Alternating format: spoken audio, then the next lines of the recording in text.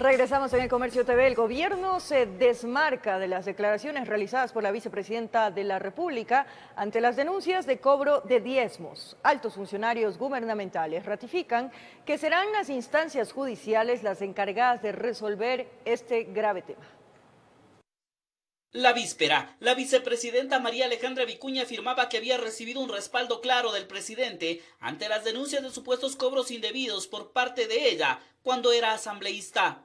Y quiero aprovechar y agradecerle al presidente de la República el cariño, respaldo y confianza que el día de hoy me ha manifestado. Pero 24 horas después de esa declaración, desde el mismo régimen hay aclaraciones y un distanciamiento claro a la posición de Vicuña. La vicepresidenta probablemente tiene esta interpretación de lo que está sucediendo, pero la posición del presidente es que las instituciones hagan lo que tienen que hacer. Lo mismo por parte del secretario de Comunicación, que desmiente que el presidente haya mantenido una reunión con la vicepresidenta. El señor presidente no ha tenido reunión personal con la vicepresidenta, ya tuvieron una conversación telefónica y es más, nosotros, algunos miembros del gabinete, nos reunimos con la vicepresidenta a expresarle los mensajes del presidente en sí en persona. Ratifican lo que el presidente Lenín Moreno expresó en sus redes sociales, que sea la justicia la que actúe en este caso. Es una postura republicana y democrática, que las instituciones hagan lo que tengan que hacer. En este caso o en el caso de cualquier funcionario, si es que tiene una denuncia en su contra, pues son las instancias apropiadas las que van a tener que definir si es que hay responsabilidades o no. Esa es la posición del gobierno. El mensaje del presidente del tuit ayer fue muy claro, ¿no? La señora vicepresidenta tiene, así como cualquier ciudadano ecuatoriano, todo el derecho, vivimos en un Estado de Derecho, a defenderse ante la justicia. Y es que la Fiscalía empezó a investigar ya esta denuncia y se conoce que a esto se suma un informe de la Unidad de Análisis Financiero sobre supuestos movimientos inusuales en las cuentas bancarias de la vicepresidenta, informe que habría sido entregado a la Fiscalía el pasado martes. Este miércoles buscamos una confirmación a esta información, pero la directora de la UAF, Diana Salazar, evitó dar declaraciones a la prensa. Informó Javier Gallo. La destituida legisladora Sofía Espín, durante la sesión del Pleno que conllevó a su salida de la legislatura, ya conocía sobre la declaración juramentada que asegura que la vicepresidenta de la República habría incurrido en diezmos durante su periodo de asambleísta. El documento, según afirman, quería ser utilizado para favorecerse en la votación. El pasado 13 de noviembre, el Pleno de la Asamblea Nacional, antes de tomar votación, debatía la posible destitución de la legisladora de Revolución Ciudadana Sofía Espín. De un momento a otro, la asambleísta iba y venía. Las cámaras captaron el momento en que de manera vehemente se dirigía a la coordinadora del Bloque País, Jimena Peña Pacheco.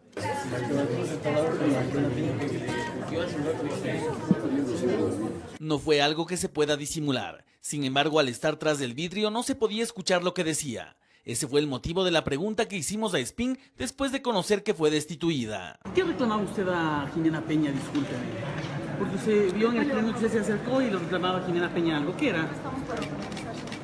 ¿Alguna otra pregunta? Una pregunta coherente y que vaya con el tema. Al paso de 15 días de esas declaraciones, aquel silencio tiene sentido. Según Jimena Peña, la ex legisladora Sofía Espín tenía una declaración juramentada donde se denunciaba que un ex colaborador de la actual vicepresidenta de la República, María Alejandra Vicuña, habría sido diezmado por ella cuando fungía su cargo de asambleísta. Me dijo Jimena, mira, si ustedes no paran esta votación, se van a quedar sin vicepresidente. Tengo esta denuncia de diezmos. Estaba desesperada, la verdad.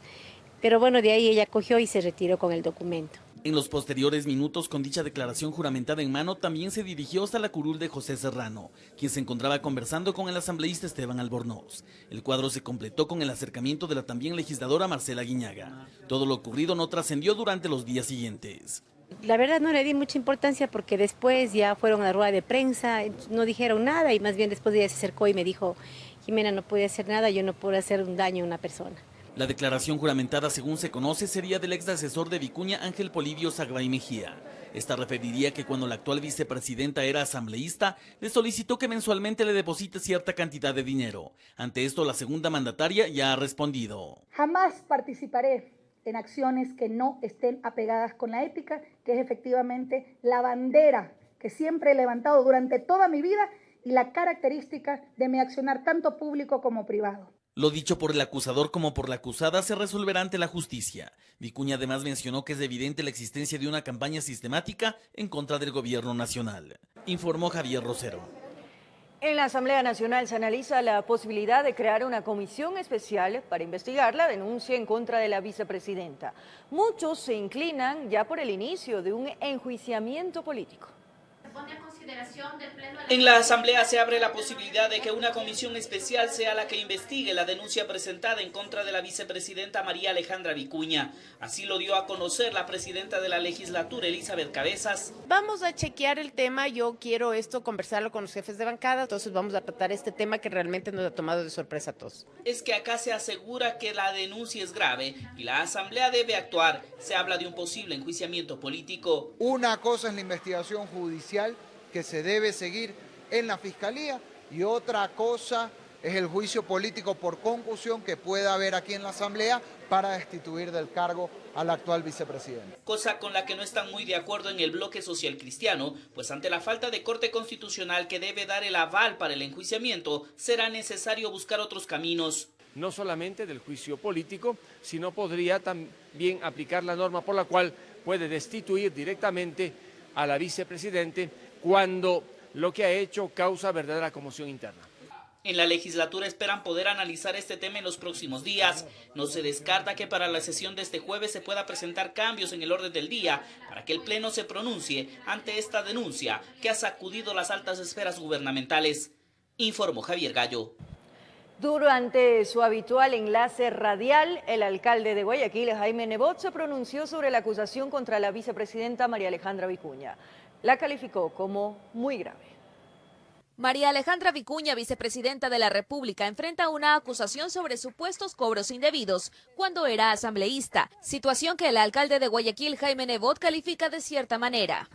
Yo creo que el tema es muy grave, yo creo que hay una acusación, debe probarse, y si se prueba la persona acusada y que se le comprueba una incorrección, cualquiera que sea, porque no hay funcionario libre de responsabilidad.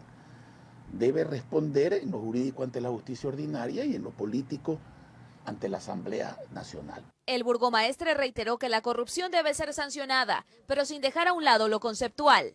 Hay que ser objetivo y apegado a la ley y a la justicia, no a la politiquería ni a la venganza. Más aún en épocas electorales donde las cosas a veces se confunden. En la línea electoral habló de las candidaturas para la prefectura del Guayas y la alcaldía de Guayaquil.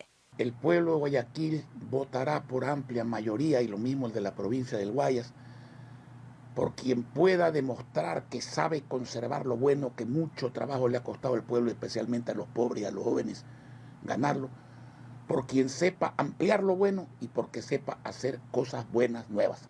Fueron declaraciones emitidas durante su tradicional enlace radial, informó Adriana Peralta. Cambiamos de tema. Sin un acuerdo claro, se debatirá este jueves la aprobación de la proforma presupuestaria. En el bloque oficialista se busca una salida para evitar que la proforma sea rechazada en la legislatura. En el bloque oficialista hay preocupación a menos de 24 horas de que la proforma presupuestaria para 2019 tenga que ser analizada en el Pleno. La preocupación radica en que los demás bloques han anunciado que no darán sus votos para aprobarla. Y la invitación nuestra sería a que se abran al diálogo y que podamos llegar a mínimos consensos para llegar a algunas observaciones. La salida que busca el oficialismo es generar una serie de observaciones a la proforma. Bajo este mecanismo, el gobierno deberá enmendar el documento y en 10 días enviar nuevamente a la Asamblea la proforma corregida para aprobarla. No, realísticamente creo que es complejo que se pueda aprobar el informe de la comisión, y algunas bancadas se han pronunciado que están en desacuerdo. Sin embargo, estudiamos la propuesta de observar algunos elementos de la proforma, pero para poder observar estos elementos vamos a necesitar del compromiso de las demás bancadas. Pero las preocupaciones en las bancadas de oposición son múltiples. Hay fuertes críticas a los rubros dentro de esta proforma, por lo que al menos en sectores como los socialcristianos y Creo anuncian que votarán en contra. Una proforma irreal, una proforma que sigue manteniendo el sobreendeudamiento en el país y que no representa la reactivación económica ni el futuro de los ecuatorianos. Otros afirman que será necesario observarla. Desde el correísmo están preocupados ante la reducción de los presupuestos en varias áreas, especialmente la educativa. En contra de los derechos, sobre todo de los ciudadanos, de los jóvenes, de los estudiantes, en una reforma presupuestaria que efectivamente conculca derechos y sobre todo los derechos de quienes menos tienen. En este escenario de incertidumbre, la Asamblea deberá debatir la aprobación o no de la proforma. La sesión está convocada para este jueves a las 10 de la mañana. Informó Javier Gallo. Optimista se muestra el sector ensamblador de vehículos nacionales y el autopartista por el anuncio del Gobierno Nacional de eliminar el 15% de arancel para la importación de materias primas. Fue en enero del 2015 que entró en vigencia el 15% de arancel para el paquete de piezas importadas y materia prima. La situación se agravó en términos de competitividad a partir de enero del 2017, cuando se eliminaron los cupos de importación y empezó el proceso de desgravación de la Unión Europea. Ya los vehículos de Europa empiezan a venir más baratos por efecto de la desgravación. Situación que puso en apuros al sector ensamblador de automóviles, como lo explica David Molina, director ejecutivo de la Cámara Automotriz. Hace un año y medio, el 45 vehículos de cada 100 vehículos que se vendían en el Ecuador eran de fabricación local. Hoy 22%, o sea, 22 vehículos de cada 100 vehículos que se venden son de fabricación local, es decir, se ha perdido casi 23 puntos de participación de mercado. El sector autopartista, es decir, dedicado a la dotación de partes para el ensamblado de vehículos nacionales, ha corrido similar suerte. Que el día de hoy lo que pasa en el sector industrial automotriz es que se pierden empleos plenos. No es un sector que aglutina a tipos de empleados, sino que realmente son especializados, ingenieros industriales, ingenieros automotrices, ingenieros mecánicos. Panorama que podría cambiar tras el anuncio del Gobierno Nacional de eliminar el 15% de arancel. Reconocen la voluntad política del régimen, pero habrá que esperar que el Ministerio de Finanzas emita un dictamen al Comité de Comercio Exterior COMEX. Lo más importante de la política que ha planteado el gobierno y que esperamos que ya se concrete es el 0% de arancel para los nuevos proyectos. Nosotros como gremio tenemos analizado que en los próximos 5 años podemos hacer una inversión de por lo menos $70 millones. Esto quiere decir, pero si se concreta este acuerdo, que el Ministerio de Finanzas ya lo ha hecho público. De esta forma, lo que se haría es reactivar los proyectos, que por lo menos están sobre la mesa 6 tipos de modelos de nuevos vehículos que se podrían ensamblar en el país. Caso contrario, seguirán luchando de forma desigual con países vecinos. Si los proyectos automotrices no se los desarrolla en el Ecuador, ¿dónde se van a desarrollar? Se van a desarrollar donde se puede fabricar un vehículo y traerlo sin pagar aranceles. O sea, Colombia, el caso actual. Informó Héctor Romero. El ministro de Energía y Recursos No Renovables, Carlos Pérez, señala que si no se entregan las licencias ambientales hasta diciembre de este año para iniciar con la explotación de petróleo en el campo Ispingo del Yasuní, el presupuesto general del Estado podría verse afectado, según la proforma enviada a la Asamblea Nacional, la misma que contempla un ingreso por esta actividad de $18.000. La empresa estatal Petroamazonas BP es la encargada de extraer crudo del Yasuní, el bloque 43 conformado por los campos de Ispingo, Tambococha y Tiputini. El campo Tambococha se incorporó a la producción nacional de petróleo el pasado 25 de febrero y hoy produce 38.000 barriles de petróleo diarios. Este es el taladro de perforación. En esta plataforma en Tambococha ha perforado ya 12 pozos y tiene 6 meses en este sitio. Puede llegar a una profundidad de hasta 3 kilómetros. El Tiputini, en cambio, tiene hasta el momento una producción de 26.000 barriles diarios y aún no se interviene el Ispingo, el campo más próximo a la zona intangible del Yasuní. Para este, hay una propuesta de explotar en 7 plataformas, 2 fuera del área de amortiguamiento y 5 dentro. No obstante, hay un problema: las licencias ambientales. Nosotros en este momento tenemos parado eso hasta que no tengamos las licencias ambientales. También estamos esperando licencias ambientales para los pozos inyectores. La proforma presupuestaria para el 2019 contempla un ingreso de la explotación del Ispingo, pero sin la licencia no se puede iniciar. Si la decisión es no autorizar el Ispingo, no va a haber esos ingresos y obviamente va a haber un problema con el presupuesto del Estado. A eso se suma la oposición de la explotación por parte de activistas ambientales. Nosotros no vamos a intervenir la zona intangible. La ley no nos permite y no vamos a entrar. La ley permite que nosotros desarrollemos bajo ciertos parámetros en la zona de amortiguamiento. Actualmente el Ecuador produce 513.000 barriles diarios de petróleo. Por ser miembro de la OPEP, el país puede producir solo 525.000 barriles diarios. Y eso se pretende ratificar en la reunión que mantendrá el ministro Pérez en diciembre. Si en la propuesta se contempla una reducción de este límite a nivel mundial, el Ecuador votará a favor, porque así el precio del crudo podría mantenerse o subir por la demanda. Con imágenes de Carlos Torres, informó Andrea Orbe. La cantidad de agua que se extrae en el bloque 43 ITT no debe preocupar, según el gerente de la estatal Petroamazonas. El fenómeno, según dice, es normal en el campo de crudo pesado. La explotación del bloque 43 ITT es hasta el momento de 337.000 barriles de fluido por día, de los cuales el 80% son agua y el 20% crudo. Así lo explica Alex Galárraga, gerente de Petroamazonas. Esta cifra fue criticada por activistas, no obstante, a decir de Galárraga, no debe preocupar, pues señala que es un comportamiento normal en campos de crudo pesado. Explica también que el líquido ayuda a que el crudo fluya con mayor facilidad. Pero ¿cómo funciona esta extracción?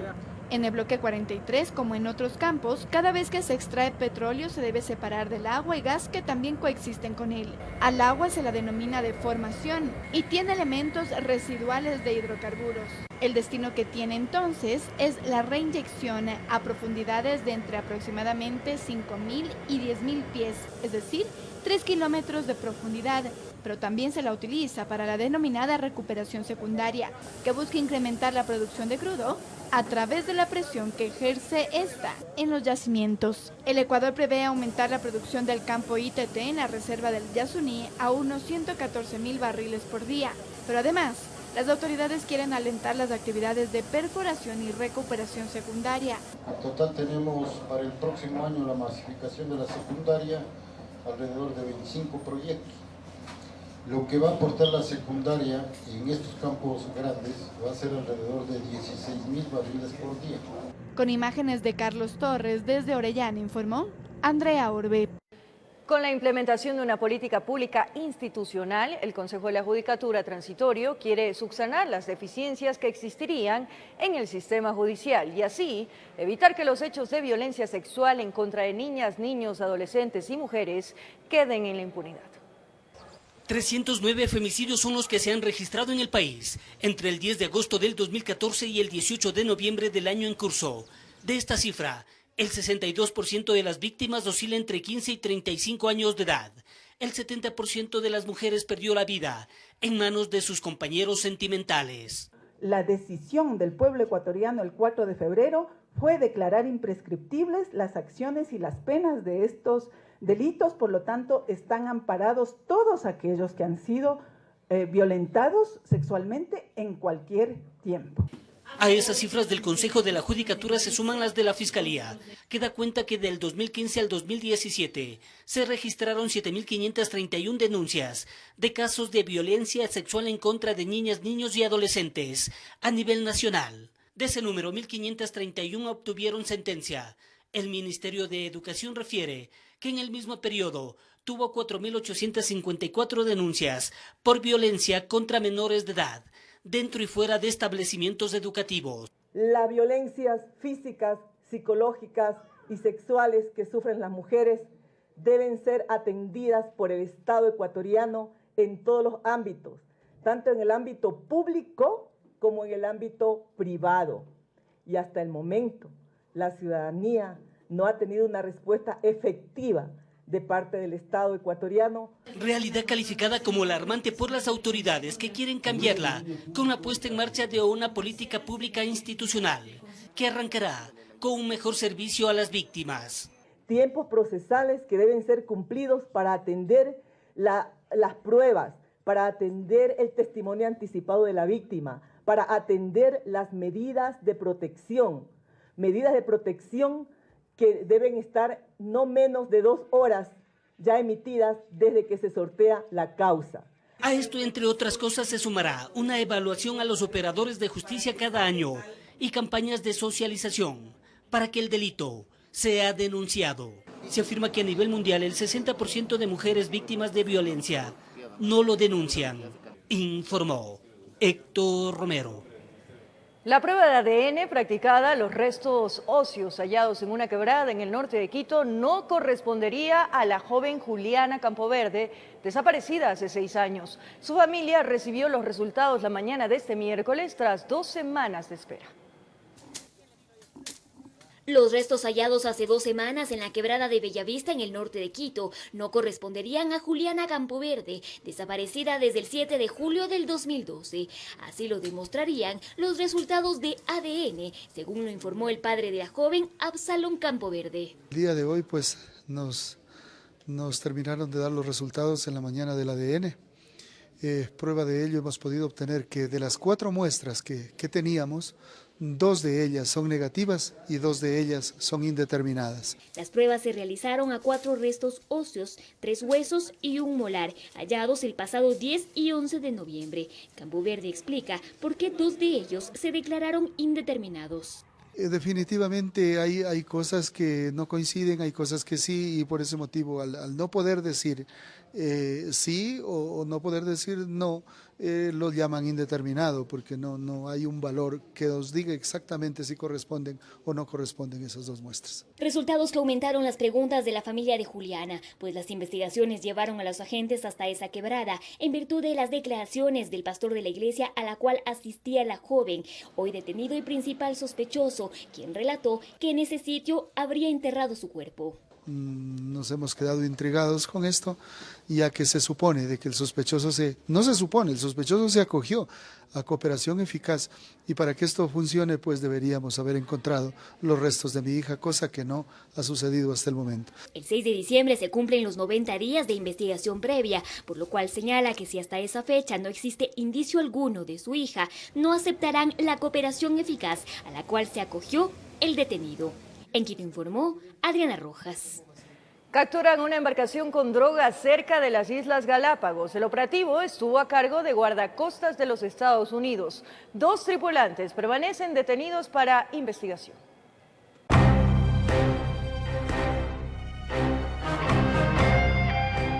Se trata de una embarcación de nombre Tiffany, que transportaba sustancias sujetas a fiscalización en aguas internacionales al norte de las Islas Galápagos. La nave, que era tripulada por 2 personas, fue interceptada por guardacostas norteamericanos durante un patrullaje preventivo. La Armada del Ecuador informó en un comunicado que el alcaloide, junto con los detenidos, serán entregados a la lancha guardacostas ecuatoriana Isla San Salvador. Luego serán llevados al puerto Vaquerizo Moreno, en Galápagos. El arribo está previsto para este miércoles. Hasta ahora no se ha especificado la cantidad ni peso de la droga, informó Jorge Salazar. Momento de nuestra primera.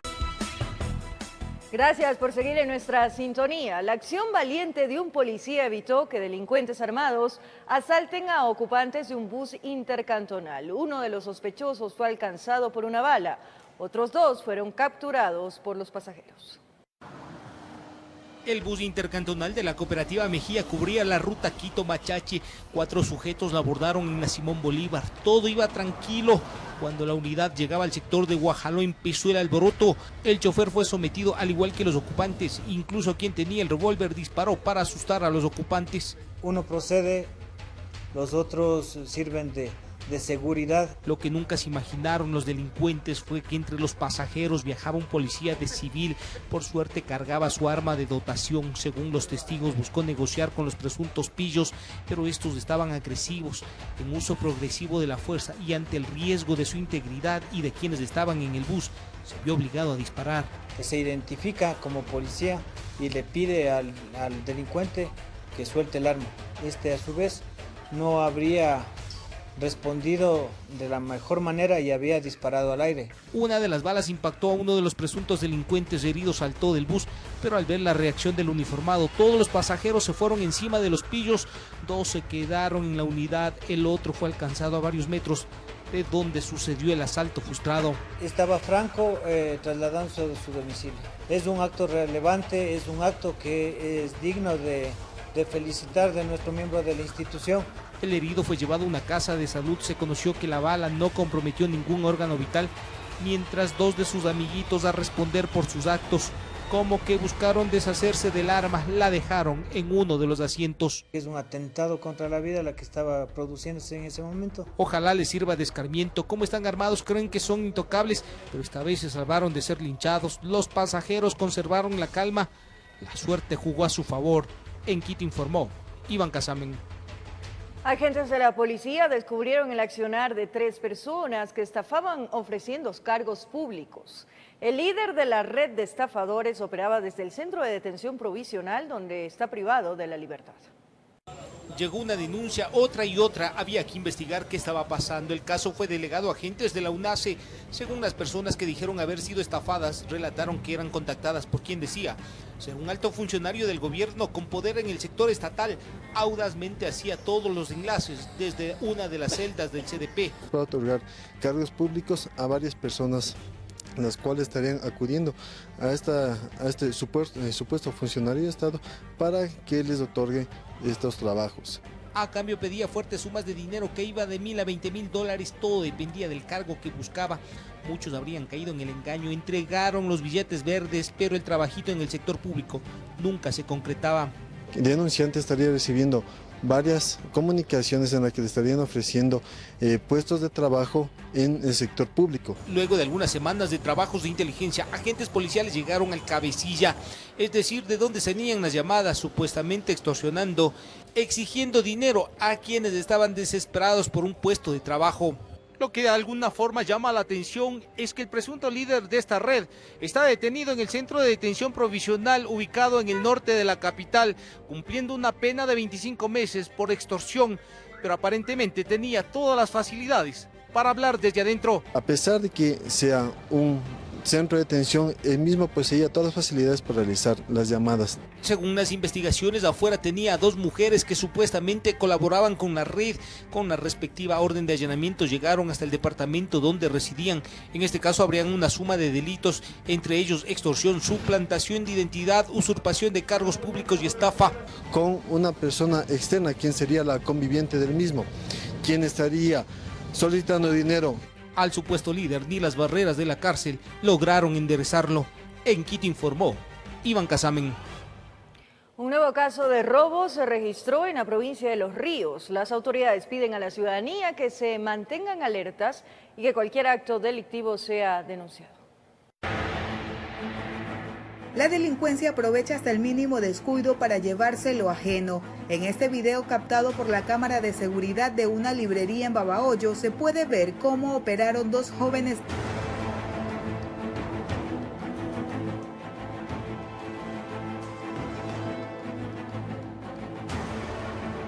Así, sin mucho afán, se llevaron la bicicleta, mientras el propietario, desesperado, trataba de alcanzarlos para recuperar su medio de transporte. La policía pide a la ciudadanía que esté más atenta a sus pertenencias para evitar estos delitos de oportunidad. A las 12 de la noche aproximadamente un ciudadano que se movilizaba en una motocicleta se baja a una entidad bancaria, al cajero automático, retira una cantidad de dinero. En ese instante fue interceptado por 2 ciudadanos que se encontraban movilizándose en una motocicleta con un arma de fuego. Se les sustraen el dinero y un teléfono celular. Inmediatamente el personal investigativo con el eje preventivo explotan las cámaras de video y se puede identificar al causante de este ilícito. Esto ocurrió en Vinces luego de la celebración de un cumpleaños. 2 mujeres regresaban a su casa por las calles 10 de agosto y Olmedo, pero fueron asaltadas por este sujeto que les hizo creer que sacaría un arma, pero no tenía ninguna. Ante los nervios por la situación, las féminas entregaron todo lo que llevaban. Esto no bastó al delincuente, que hasta quiso palpar si no tenían algo más.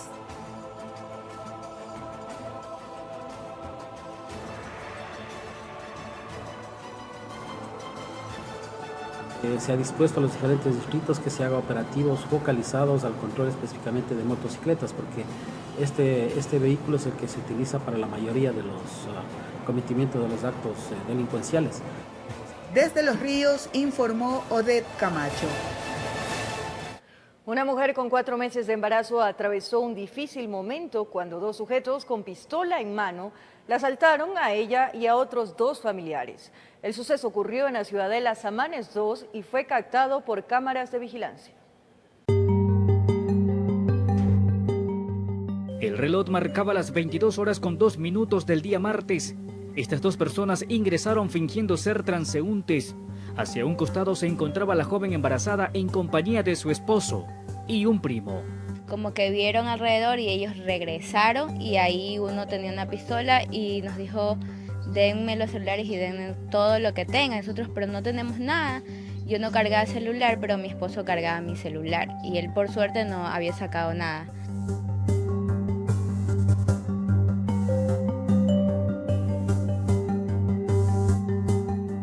Los afectados aseguran que nunca sospecharon sobre la presencia de aquellos desconocidos. Su estilo de vestir les hizo confiar en ellos. En la cámara se ve que ellos están bien vestidos. Entran y como los chicos estaban descuidados, ellos cogen con el arma. ¿Qué más se puede hacer? Moradores de Samanes 2 dieron a conocer que se han visto en la necesidad de aplicar estrategias de protección para cuidarse del AMPA. Tienen cámaras de videovigilancia y sus peatonales están protegidas con rejas metálicas. Pero justo en esos instantes, un vecino había ingresado con su vehículo y las puertas quedaron abiertas.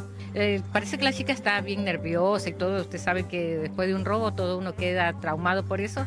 La chica parece que está media enfermita por eso. O sea, lo que me dio fue un ataque de ansiedad después de eso. Y obviamente un dolor después. Que mi esposo me decía que me tranquilice porque eso le podía afectar al bebé.